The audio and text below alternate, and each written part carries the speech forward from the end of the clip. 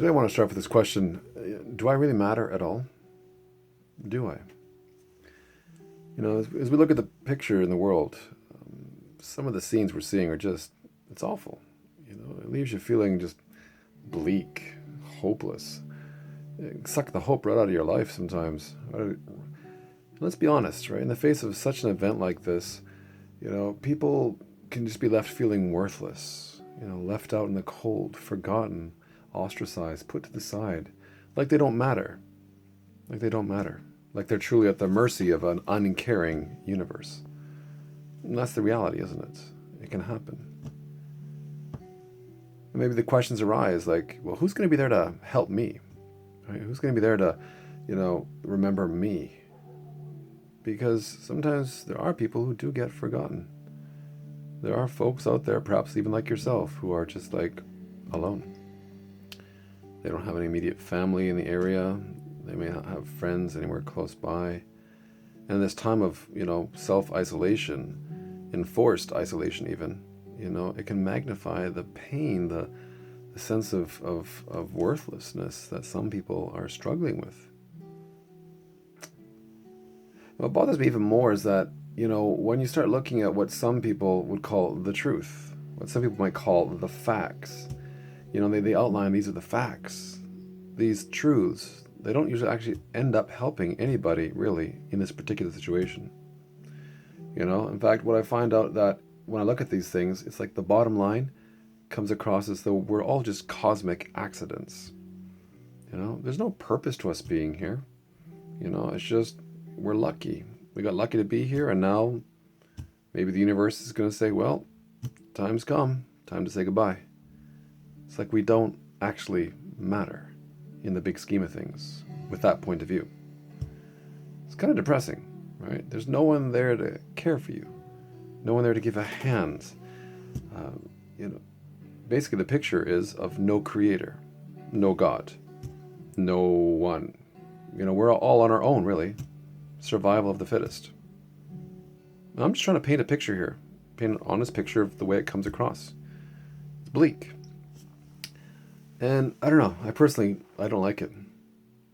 But perhaps like that old saying, they often say it's often darkest before the dawn. Right? It's darkest before the dawn.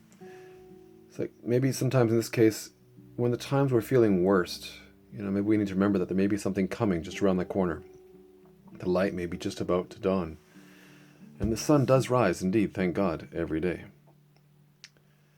The Bible, which I believe in as a pastor and as a Christian, the Bible teaches about a man named Jesus Christ.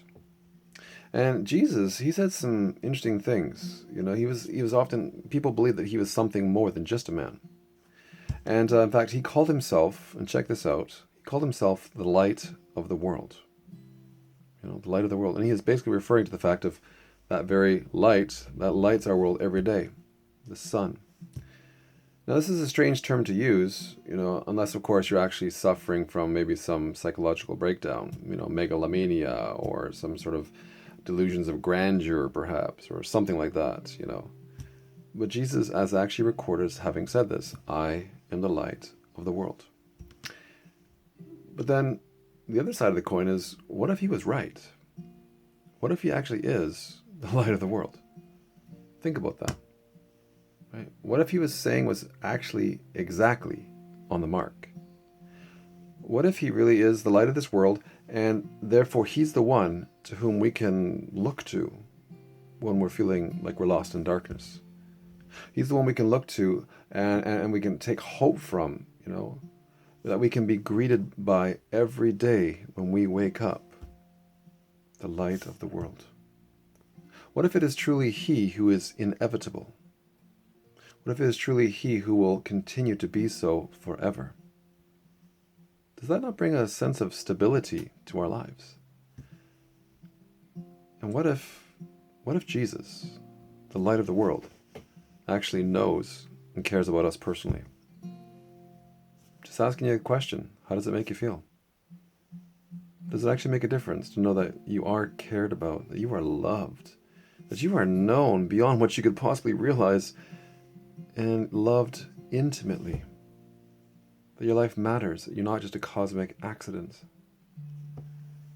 Personally, I think that begins to make a difference in our thinking.